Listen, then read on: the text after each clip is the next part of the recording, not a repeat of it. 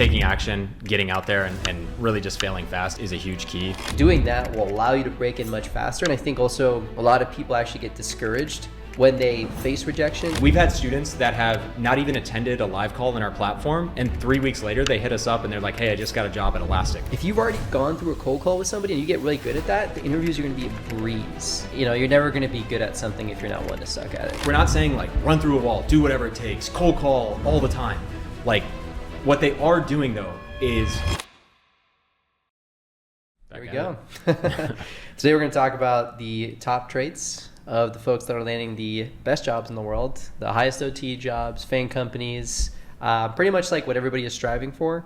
And we see a lot of confusion out there of people who frankly just think it's impossible or who don't believe it, or who are just really struggling to see the difference between what these people are doing. Because quite frankly, ironically enough, a lot of these people actually are the ones that have the least amount of experience. Yeah. And so we're gonna break it down. We're gonna distill it down into like all the things that we've seen. We've worked with thousands of students at this point, and so we've had a unique opportunity to see like, you know, the people that are crushing it, what they're doing, how they're doing it, at what pace they're doing it. We're going to break that down in this video here, but I'll throw it over to you if you have any opening remarks. Yeah, for sure. I'd say one, you know, not just from our own experience, like for everyone's reference, I really enjoy working in small and mid-sized tech companies in sales roles. However, you know, my first job in engineering was with a Fortune 1000 company. I went through a 7-round interview process, an 8-hour final round interview on site.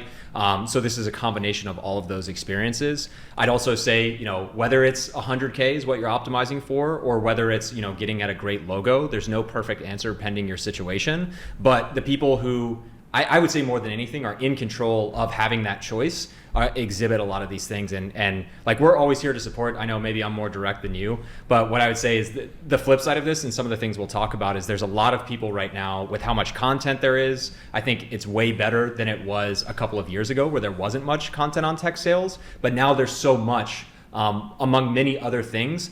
Like we've had students that have not even attended a live call in our platform, and 3 weeks later they hit us up and they're like, hey, I just got a job at Elastic. Very real example that I'm thinking of a student that we had. I prefer those people who take action and get it done over the person that's coming to me asking me a million questions and all these different things. So I'm getting ahead of myself. I'll cut myself off, but yeah, hopefully distilling a lot of those today. Yeah, 100%. We're gonna break this down into 6 parts. The first one is seeking guidance and wisdom from mentors. So not listening to people who have not done anything themselves, or listening to people who are in your circle telling you that tech sales is dead, that it's over, that it's doom and gloom. Yeah.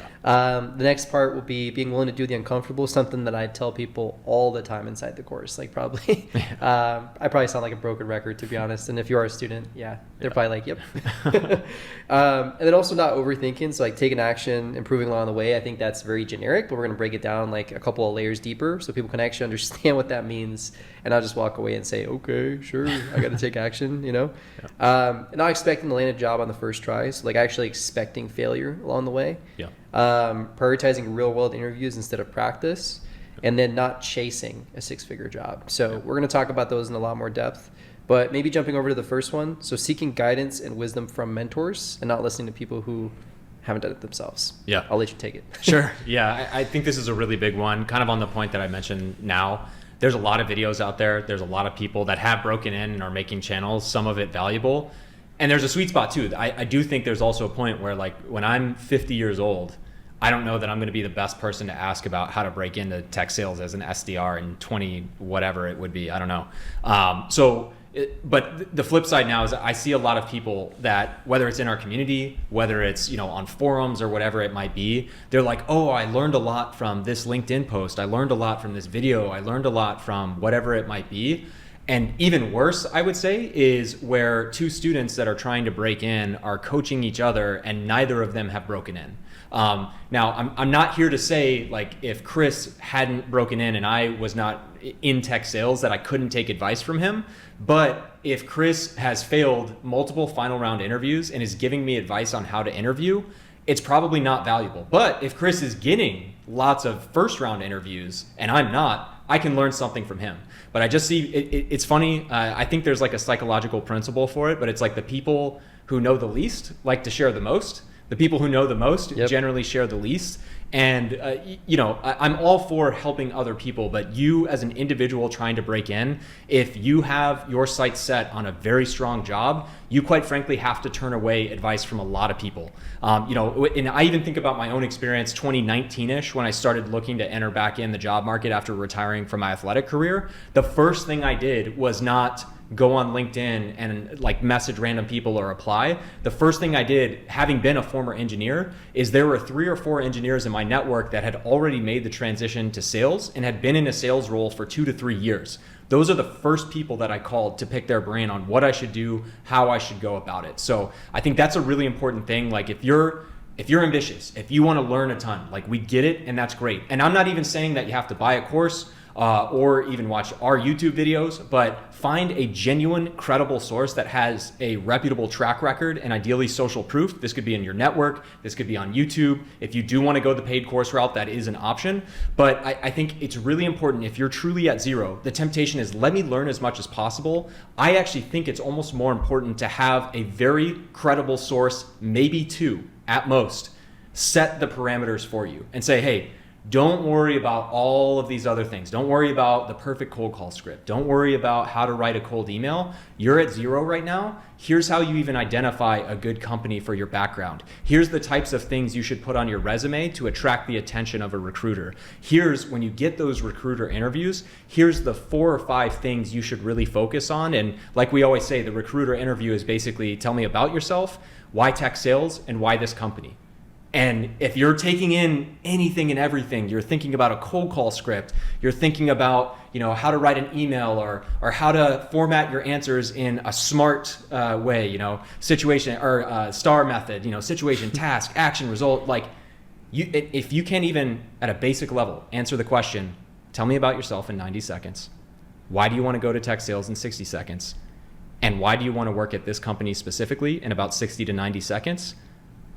Yeah. Like a lot of the extra stuff, like if you don't have that in place, nothing else matters. Yeah. So yeah, I'll pause. That was a rant. No. I think that's solid. I think it's also about flipping the script of like, there's a lot of information on YouTube and anywhere on the internet for free. So like, we're not saying that you can't do this if you're consuming content on YouTube, but when you're going out there and you're looking for a mentor, you're not just getting information from them. If you find the right mentor, right? Like you're actually getting wisdom from them. It's more about avoiding making all the mistakes along the way, because all this content here on YouTube is not tailored for you as a student, right? It's meant to be generalized. Yeah. So it talks about, like the pot or the sum of all the students that we've had. Yeah. However, what's not accounted for is like every single student has unique circumstances. And so why it's important that you have a mentor that you have a direct pathway or access to is because you can bring those unique circumstances. Every single interview is going to be different to some extent, right? And so being able to tap into somebody who has already gone through this many, many times before is not so much, for you just going out there and like, paying for training that's already like on YouTube. It's more about like shortcutting your path to success. And it doesn't mean that you have to do it with us. Yep. It doesn't mean that you have to do it with anybody else. We're just saying like, doing that will allow you to break in much faster. And I think also a lot of people actually get discouraged when they face rejection. They don't have a system in place. Yeah. Like this is another point that we're going to talk about a little bit later, so I'm not going to go too deep into it. But point being is like there's nothing wrong with investing in yourself. Like I think a lot of people are also like, oh, I'm going to pay for education or I'm going to pay for, wisdom. Look what that did with my college degree, stuff like that. It's like, we understand that, but there is real value to it. Yeah. Right. That's why we do what we do. We obviously are biased. We do it ourselves. We're not trying to push our own agenda. We're just saying there is real legitimate value to this. If you are looking to land into the best jobs in the world, you need to have access to wisdom and knowledge that other people don't. That knowledge is not just floating around magically on the internet for you to just consume and land a 6-figure job, unfortunately.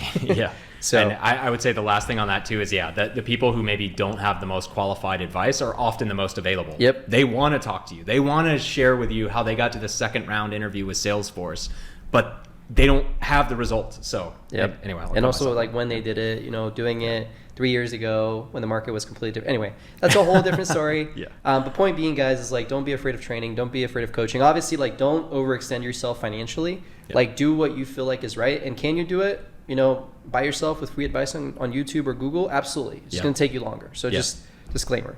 Maybe jumping into the next one, just being willing to do the uncomfortable. I talk about this all the time inside the course.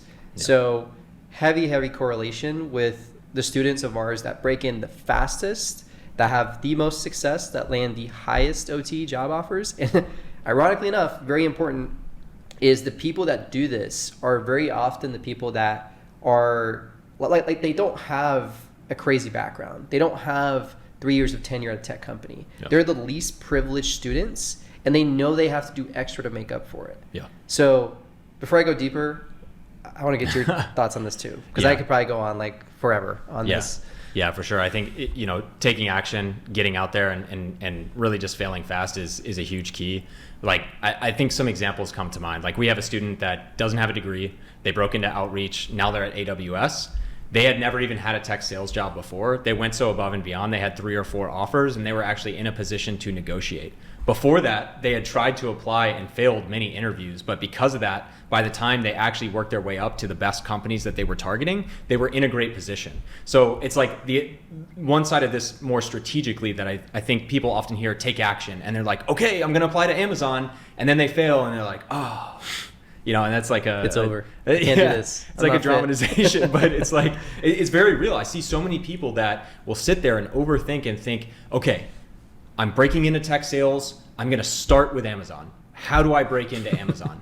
And it's like, I mean, maybe it's happened. Maybe if you do have a background where you worked at a similar company or you were a software engineer or something, you have some weird in, maybe. But I think people, the overthinking part of this is people will get laser focused, blinders on, I have to work at this company or everything else is irrelevant. When in reality, to your point, the person that's just getting after it, the person that makes a list of 20 to 30 companies that they would be okay working at and starts at the bottom and gets those failures out of the way because quite frankly, they don't matter. They weren't too attached to working at, I don't know, ChatGPT.ai, some AI startup, whatever, right? I think that's the other part of this is it's like, I think, when I look at my younger self, if I heard the advice, like, don't overthink, it's like, okay, I'm going to do it. I'm going to take all this energy and I'm going to apply to the best companies in the world. And it's like, actually back up. Like, you can actually take action and de-risk when you take action. Prioritize things of where you want to end up and go after those lower priorities. Like a common thing and a nugget inside our platform that we always recommend, making that list of 20 to 30 companies, maybe 30, apply to the bottom 10. If you're getting interviews with 4, 5, 6 out of those 10, that means that your resume and your outreach and all the things you're doing are really solid. So at that point, now you go up to the top because you've used these lower tier companies to prove that your resume, your outreach, all of these things are doing really well. And now you're in a position to go after AWS and go after these FANG companies. And also in the meantime, when you're getting those interviews set up, you're having these interviews with the bottom tier and you're failing and making some, you're word vomiting, you're doing all these horrible things, but you're doing it there so that you can reflect and you can realize how much you overthought it by the time you're in the positions you actually want. So, yeah. I think these two are also heavily correlated. So I think you get more comfortable with doing these things if you have a system, if you have somebody that you can listen to who can just tell you that like, hey, it's okay to do this, because it's probably like so unfamiliar to you, especially if you haven't been in sales before. You're like, cold calling somebody for a job, like that sounds like so slimy and so shady, and like finding their email and hitting them up, like and so it's like that's partly like what we teach, right? It's not just about doing these things, but like how do you do them right? Right? What are examples of people that have crushed it at the world's best companies? Like what type of messaging are they using? How are they resonating with people? How are they doing all these different things, right? So I think you get more comfortable with doing these things if you have somebody like a sounding board that you can just ask. Like a lot of the times, like students come to us, and these are my favorite types of students who are like, and I understand that they need assurance, right? Because they can have like the best messaging in the world. But if they're second guessing and doubting themselves all the time of like, is this really the right thing? Like I haven't gotten, any responses back after 5 outreach messages. Is this really the best way to go about it? And if they just bring it to me and they say, or to you, and they just ask like, hey, is this good? And I'll be like, wow, like this is really good. Like keep doing this. And then, they might send out 10 more messages and they get 3 responses back. And all of a sudden they're interviewing with the world's best companies, XYZ. So I think, going back to the original point is like, you got to be more willing to do the uncomfortable, especially if you have a lack of tenure somewhere. Honestly, like that is not a bad thing at all. Like that is not a criteria. My wife broke into 6 Sense back when Yeah, I mean, it was very, very competitive. There's only one spot, 3,000 applicants, and I kind of like guided her through like how to do this stuff. And she won the spot of 3,000 applicants. And they told her, like her SDR manager literally told her, the reason why you got the job was because of your outreach and what you did like during that. Wow. And so it's kind of like every single thing that you're doing, right? Like think about, you have this huge pile over here, right? This is like the huge stack of applicants, and there's 3,000 of them probably, right? If you're going for like the top companies in the world. Yeah. Now, you would be surprised that just simply like sending a message, like how much that separates you from this pile. Yeah. Now, going a step above that of like sending a good email, right? Because sure, there's several people that are doing this, but then the people that are sending good emails are in a whole different league. Yep. Or even like cold calling people. We've had several examples. Like we had Miguel, for instance, who's been on the channel, absolute beast, absolute killer. We've had several students, right? Miguel just comes to mind because he did it so quickly, crushed it, no sales experience, no tech experience, absolute beast. Yeah. Picked up the phone, cold called people, created a system for himself. Literally like, and this is the next point we're going to talk about. It's just like being okay with like failure, right? Yeah. All these points tie in very, very closely together. But like the point of this specific bullet here is the more uncomfortable that you're willing to get, the more you're going to stand out. Yeah. And they don't care about your background, your CV, your resume. We have spoken to a lot of leaders, and they say like table stakes is that they reach out to us. Yeah. And then from there, we assess how good is this outreach, right? Totally. Because remember, like, why is it like what is an SDR manager looking for? They're like, to break it down, right? And SDR managers might not like this, but it's like they're looking for the person that they have to coach the least. Yeah. If they can get somebody in seat who, it doesn't matter if they have sales experience, if they're already doing outreach, if they're already doing the right things, they know they don't have to coach you. Yeah. And so they're going to get an SDR in seat. Even if they have another person who has 2 years of SDR experience, if they're not willing to do these things, it doesn't matter. Yeah. Anyway. I was going to say, and last point, along with Miguel and others, like Ben is that student I mentioned earlier that broke into outreach and ultimately at AWS. He literally got the auto rejection email from outreach. But because he emailed and cold called hiring managers, they literally were like, oh yeah, let's set up an interview. And he's like set it up, and then, oh, by the way, I did get auto rejected. He's like, I don't care about that. And they literally had the interview. That's where he ended up working, and now he's at AWS. Yep. So many points here that and that's very normal, actually. We have a lot of students that have the same thing happen to them, and I think even just, again, like having somebody to tell you, like, completely normal. Like I got auto rejected from almost every single job where I ended up getting into a final round or having offers from too. Yeah. So like that's normal, you know? Like a recruiter is going through that pile. Outreach is a whole different thing. You're reaching out to the people that matter, and you're doing it in ways that actually work. So anyway, yeah, like that's a great point too. I think also not overthinking. So like taking action, improving along the way. Again, tying into like some of the other points that we've talked about, but this is something very real that we see happening inside the course. You've encountered it a lot, so yeah. I'm gonna throw it over to you. Yeah, and I know I talked about it in my last response as well, but maybe a really succinct way to say it is the top performers that are getting the best jobs, the people that are improving quickly and making this happen in 4 to 8 weeks. Because quite frankly, like we've seen people do it in all types of timelines, and I understand that someone that's working and supporting a family maybe doesn't have the ability to do this in 4 to 8 weeks. So I'm not saying you have to do it within that time frame, but the people that are truly going all in on this, make it happen in 4 to 8 weeks. And if it slips much beyond that, it gets dicey from what we've seen. Just being completely honest. And there are exceptions, absolutely. But the people that are doing this are studying. We're not saying like run through a wall, do whatever it takes, cold call all the time. Like what they are doing though is getting the minimum amount of information they need to feel comfortable enough and then going. And to your point, this is where systems come into place, where there's a learning element for sure. Learn as much as you can from credible sources in a short amount of time. But realistically, if you're going really hard on educating yourself, it's so hard to believe on the outside looking in, but with a week's worth of training, of self-study, of all of these different things, you are in a good enough position to try and message and cold call hiring managers, again, using systems at these lower priority companies. Just feel what it's like.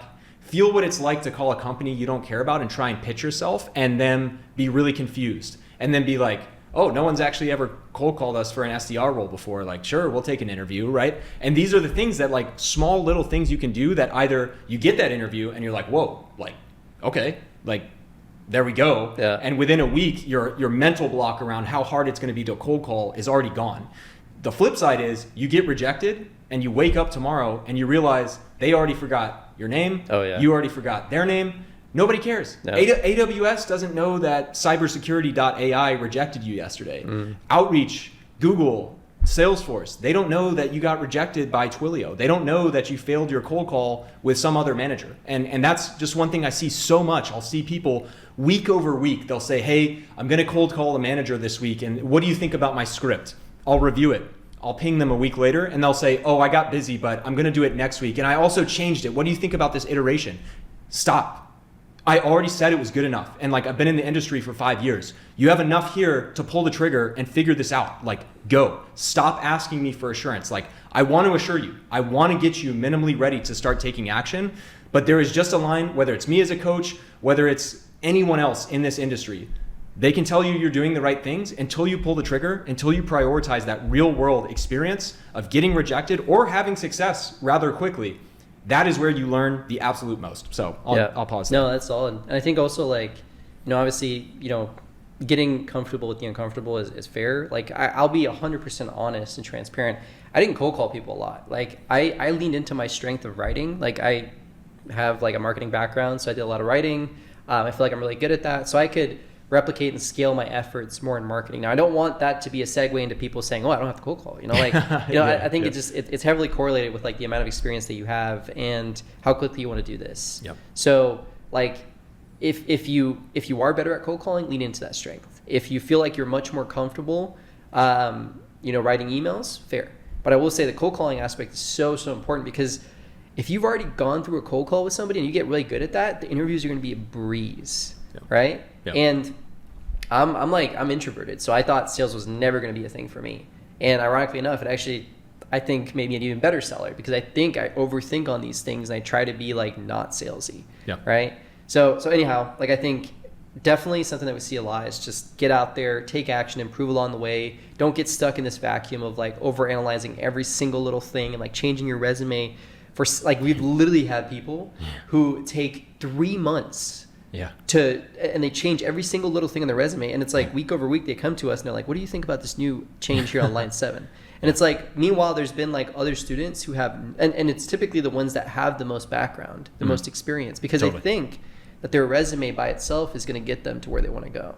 Right. And I've even seen, like, last note on this, like, to that point exactly, we've literally had students, I'm not calling anyone out directly here, that will say, hey guys, like, I applied to Salesforce, I didn't get in, like, I feel like something's wrong with my resume. And I will literally ask, okay, how many other companies have you applied to? Well, I just applied to Salesforce, so I haven't done anywhere else yet, but I think I want to tweak it. It's like, I mean, again, you've done your research, you've gotten it to a pretty good state. Like, if you're already there, you need 5 to 10 companies to apply to all reject you, to then know that your resume is not good enough. And reiterating this point and beating, a dead horse at this point, that's why, again, you start with 10 lower tier companies. So if those 10 companies reject you, no one cares. You still have all of those tier 1 companies available once you get all these kinks worked out. So that's actually a perfect segue into the next one, which is not expecting to land a job on the first try. So big mistake we see from people is like, they come into like the platform or coaching or anything else, and we have a lot of really, really good case studies, which is awesome as a brand. But I also think for a lot of students that come into the platform, they think that I should go for nothing else than AWS or Google. And that's what you said in the beginning too. That's definitely not the case. Like, these students that land at these top companies, you don't see what happened behind the scenes, right? They might have done it super fast. But again, common theme of everything is like, they got out there super, super early. They had a lot of other interview processes going on. And so don't go into, actually, some of the best students with the most momentum that I see that come in absolutely hungry, absolutely crushing it. Like, they get into like Snowflake, AWS, Google Cloud, and they're making it to like final round interviews. I'm always like, snap, because they're going to, like, I'm not saying that they're going to get rejected, but I think that's a very natural trend, is like, there's going to be other candidates who have gone through like 10, 15 other interviews at this point, and they can separate themselves a little bit more. They're a little bit more level headed. And so, like, they typically end up getting that offer instead of somebody who's going through this process for the first time. But then that person who, this is their first interview process, like their serious one, they get super discouraged because they think, I don't have what it takes. And then these are typically some of the students that I think could land at the best jobs in the world. And unfortunately, they just kind of like give up a little bit. Then they end up in this limbo of like, well, you know what? Maybe it was my resume the whole time. Maybe I should get a cert. Yeah, exactly. Maybe, yeah, exactly. Maybe I Yeah. should go get a cybersecurity certificate or something. I was like, what's that going to do? Do you think you made it to the final round? Like, do you think you didn't get the job because you were lacking a cybersecurity cert? Yeah. Right? So it's like 100%. Like, don't expect to land a job on the first try. If anything, I would actually expect to fail on the first try. So it goes directly in, not to like beat a dead horse. But yes, target like lower priority companies. Get into a rhythm where you feel like more comfortable, and then you kind of graduate and you see like more and more success, more and more people getting back to you. Then you can start replicating this across like higher tier companies. So. Totally. And I would even say, aside from the students that we've seen be successful, and even aside from my tech sales career, this is something that I learned as an engineer in college. Like for whatever reason, I realized I was a bit more extroverted than the average engineer. And I started to see the interview process as almost a game in of itself. Don't go too far the other way. I'm not saying just purely make this a game, but there is some truth to the fact that you want to demonstrate sales skills, but also anticipating what the interview process is going to be like. There is a bit of the interview process that you can gain when you anticipate these different things, right? Like knowing, for instance, that you're not going to, in the mock cold call exercise, you're not going to call them and they're not going to say, not interested, right? Like they're testing your ability to cold call. Yeah. So when you're working with that mentor who has been through cold calls, when you're listening to cold calls from reputable people, or if you have access to any type of training, when you can anticipate, given that they're not going to hang up, given that you know, because you know how to study a company as well, the 3 to 4 major things within a company, like you can really start to gamify the interview process because you know exactly what to expect. You don't want to sit there and like be a machine or cookie cutter and like get overconfident and make it a game for a game's sake. But to your point with, students we've seen that get to the final round with Snowflake, their first ever interview, they went right for the top and they got an interview, and then they get to the final round. To your point, whether it's someone that has experience, whether it's that person that has had 10 interviews before, by the time that person gets to the final round, they know how this goes. They know, I think equally important, what not to worry about as well. Whereas if your first time it's the best company, you're like, what if they say this? What if they say this? What if they say this? What if they say this? And so anyway, I would just say, even in my own engineering career, right? Like I got one of, at the time, the best jobs for Auburn graduates in electrical engineering at this company that I worked at in Austin.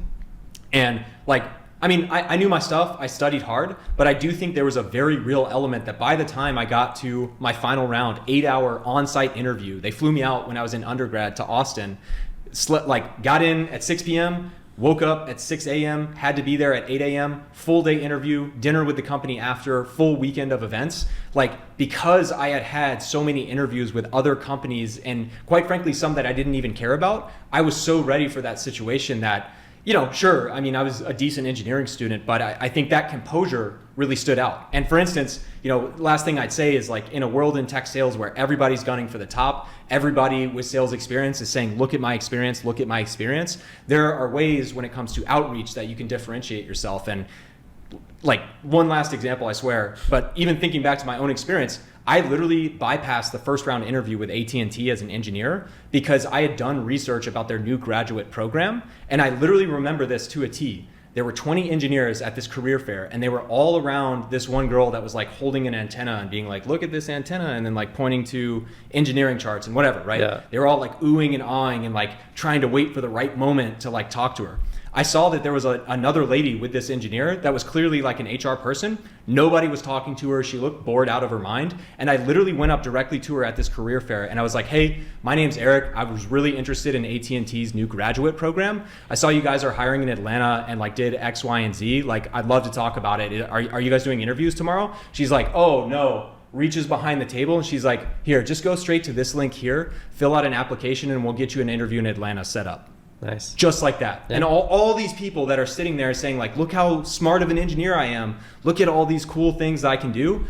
None of them got interviews. Yeah. I literally bypassed it by just thinking and learning the game, quite frankly, of how to even approach them and show them that I'm really interested in them specifically. Yeah. So, yeah, I think this is a universal thing too. Like, a lot of people think this is specific to sales, but I would actually say it's even more lethal outside of sales because there's nobody doing it. And like, when is a leader ever going to say, I hate this initiative? Like, I don't like that. I don't like that they're trying to get this job. Yeah. Right. Like nobody's going to say that. Yeah. And by the way, like, people aren't expecting perfection. Yeah. So like, we've seen a lot of people who cold call and they might mess up that cold call completely and they still get a job offer, or, like they at least get pulled into an interview because you're still doing, like, you're showing that you're coachable. Yeah. If you're willing to do those things, like, before you even have a job with no sales experience, like, as an SDR manager, like, they love that. Yeah. And if you mess up, they don't care, like, because you're showing that you're coachable, right? So I don't want people out there to think either that you have to be perfect.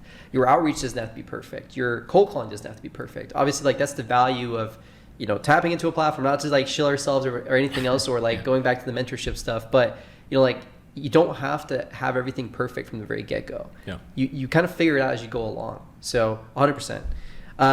This is also like heavily correlated with everything else, but prioritizing real world interviews instead of practice. Yeah. So yeah, we see this all the time. And we've talked about it several times throughout the conversation today, but just don't get stuck in this vacuum where you're like, if you're in a platform, for instance, it's really easy to become friends with other people who are part of the journey. And we're not saying don't do that. Absolutely do that. Yeah. Like some of the closest relationships that we've seen inside of our platform is actually from people who go through this together, who are like bouncing ideas off of each other. But we also see the other unfortunate reality of that is people who aren't doing the right things on both sides of the spectrum, and they end up saying, maybe let's try this. Yeah. And it's like, you can be a completely different person from this person, and now you're trying to like fit into each other, like you're trying to fit into each other's boxes, and it doesn't really work. You're playing a different game entirely than you should be. Yeah. It's just not like, so like the best way to go about this is not to sit in a vacuum with people who aren't going to be assessing you directly. Like they might say, maybe you should change the inflection on this part of your cold call, and like the tone was a little bit off. Like you got to go out there, and like the real acid test is, are you getting moved and progressed throughout these rounds, right?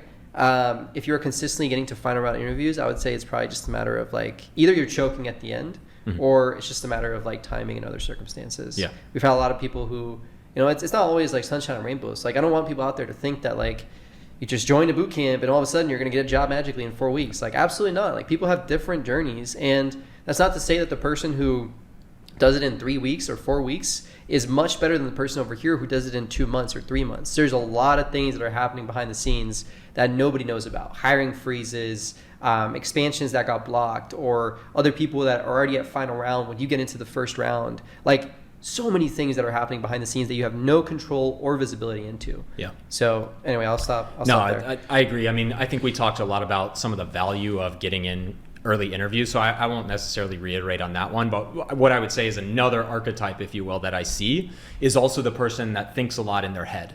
One of the things, I know this sounds trivial if you're on the outside looking in, I'm not kidding. Like I have seen so many people that will prep for interviews and it's all up here.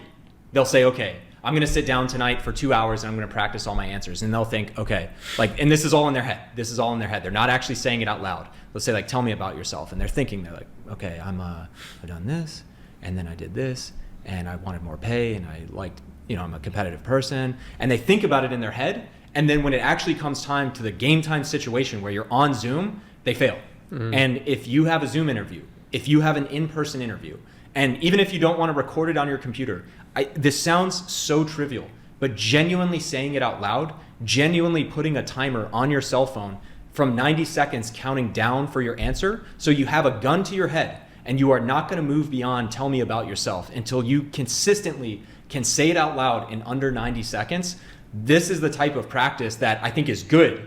Like there's too much of it for sure. But early on, I'd also say, to that person that wants to practice, or they're all in their head, or they just keep practicing and they don't get in those situations, there's also a wrong way to practice as well. And I think, as much as you can, prioritize those game time situations. But even when you're practicing, it's not like, okay, how would I do this? Let me write down my cold call script and never say it out loud before I get into this interview. You're setting yourself up to fail, because it is just always different when you're on the phone. And even, for instance, like once you have an SDR job, I'm not bashing this because like everyone has to train.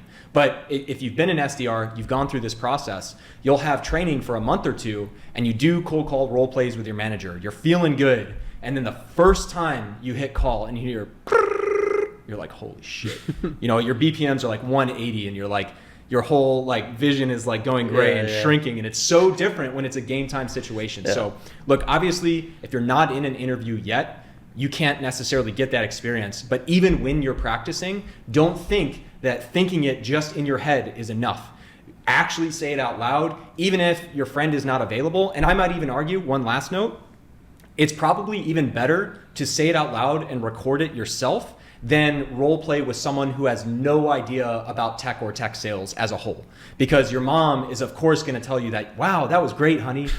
So like, in some cases, I think it's better than, to practice yourself. Yeah. We could keep peeling that back. I'll cut myself off there. Yeah. But yeah. No, so. And I think also like, you're never going to be good at something if you're not willing to suck at it at first. Yeah. So like, you've got to just accept the fact that like nobody is perfect. And also remember that like, you're not competing with like, NBA grade level, like, cold callers and different things. Like you are competing with a lot of like, it's really scary to look at like a job application or a job posting and then see like 2,000 people on it. But I'm here to tell you that like probably 1,900 of those are like probably like half a page Word documents that are wrongly formatted with spelling mistakes and errors in them. Yeah. And you're probably realistically competing with like 45, 50 other people. So like, and not to say that there isn't real competition, because there is. Yeah. But I'm just saying, like, don't let that overshadow or make you doubt yourself. Like, typically, a lot of people that go through this process, like, they don't have crazy amounts of experience or anything else. And they are so shocked and say, like, wow, like, that it actually wasn't that bad when they go through the whole process. They're actually, like, pretty shocked. They're like, wow, like, that was a lot easier than what I thought it was going to be. Yeah. Not like, easy, but easier. Yeah. Right? Anyway. Totally. And I think the last one here is just, this is something that's super important. Is the students who are landing the best jobs in the world, FAANG companies, 6-figure jobs. They're not chasing these jobs. They're not saying, hey, I need to land a 6-figure job. I am only going for 6-figure jobs. Yeah. Like the people, at least like 90% of the time that we see landing these or the magnitude of these jobs are people who just like are out there, like they're trying to improve. They're more concerned about like setting themselves up for success long term, thinking about their career or whatever else. And honestly, some of the students that are making the most money now in year 2 are the ones that thought more about like, let me just get into the industry at a good company, even if I'm taking a little bit of like a pay cut, even if I'm not getting this like shiny fancy 110 or 130K OT and I can post it inside the group and like everybody is like shouting me out and like all these cool things. Like that's cool, but like you're not going to get it by chasing it. You're going to be desperate. And you're going to be like, you're going to have this other offer that's like 85K and that's still really, really good. Yeah. And you're going to think this isn't good enough. I have like Mongo here for like 105 or 110 or whatever else. And so I'm only going to go for this, right? Yeah. Like you get the best results when you are abundant, when you're not acting desperate, when you have like several interview processes and you're just like kind of detached at this point where you're like, hey, I'm okay with either outcome. Like I understand that I'm in a really good position. Obviously, like maybe I'm leaning more toward this. Yeah. But it's not life or death if you don't get this. Yeah. That's how you actually set yourself up for success. That's how you exhibit confidence instead of getting on there and you're like, you might make it to the final round, but now all of a sudden you're like shaking and you're like, locking up. And anyway. No, totally. I think, a couple data points, including my own experience. When I broke into tech sales, from my engineering experience, I hated large companies. So I wanted to go to a startup. And the more I interviewed, it became very clear that my best chance of success and why I chose the first place that I wanted to work is my direct manager had almost an eerily similar background to mine. They had 3 years of engineering experience. They hated it. They also switched to sales and had a lot of success. So one, aside from my criteria, that was a big thing for me. It's like, forget, 75K here, which was my starting OTE as an SDR, versus another offer for 85 on paper, but I'm lukewarm about the manager who's talking about golfing on the weekends and like how hard he parties and all this stuff. It's like that first job, I was very at peace with like, what is the best place that will set me up for 5 years for my goal? And in my case, I love startups. I love early to mid-sized companies, and that's probably where I'll work always. So that was the criteria for me, and just as other data points as well, right? For instance, like we just talked to Ona. We just had her story on YouTube. She got a 105K job at Samsara, but she also had a ton of close misses with like other great companies. I guess I'll share them at risk, but I know one of them was like GitLab. There were a couple other companies she got very, very final stages with, and had she been attached and felt like losing those was the end of the world, she wouldn't have literally been in that position to grab a 105K starting SDR job at Samsara, one of the best companies in the world. The flip side is like, incredible outcome for her, absolutely, and I think it's right where she should be. Daul's another great example who broke into one of the fastest growing cybersecurity companies. He had 4 offers on the table, including some of the best companies in the world, in addition to Abnormal, where he's at.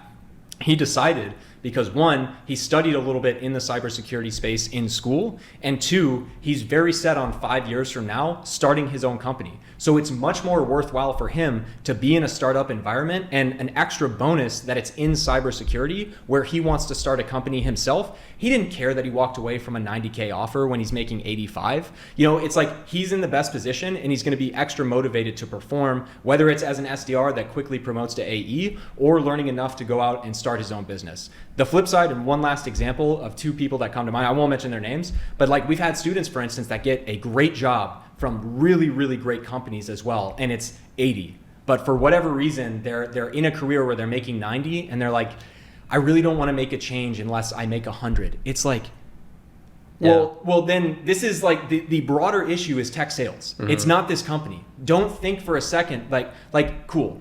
If you negotiate for 20K, and even if you got it, but 2 years from now, you get promoted to a role where you're making 170 to 220, that seems so trivial. And it's like, there's so many people that get caught up. Like we had someone get an offer, I think for 96 or 97, and they wanted to counter and walk away unless they added 3,000 to the OTE, to the OTE, not even guaranteed. So they could just tell their friends they had a 100K job. It's like, look, I get it. Like come in there and kill it for sure. And don't take a horrible offer. That's not our advice here.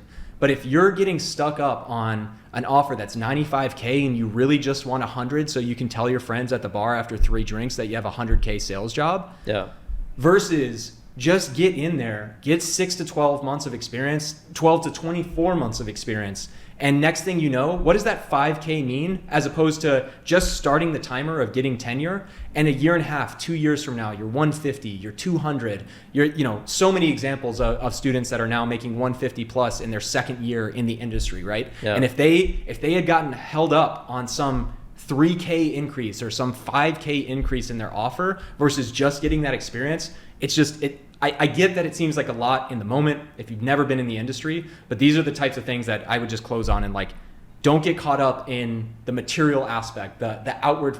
If your motivation is anything other than putting yourself in a good position for the next 5 years, it's probably wrong. So, and you're not going to make like the big bucks right in your first year. I mean, frankly, like I think that you do make a lot of money as an SDR, like one of the highest entry-level salaries across like any industry, which is great. That's awesome. But the bulk of your earnings will come in year 2.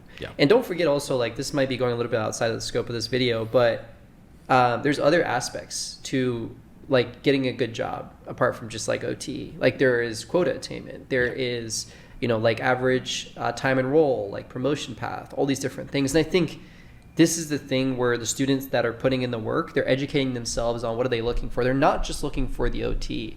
Coincidentally, like some people, they end up in 90K roles or 85K roles, and we have other students that maybe hit like a 110K role. But the 90K job is setting themselves up for more success because there's a much higher average quota attainment on the team.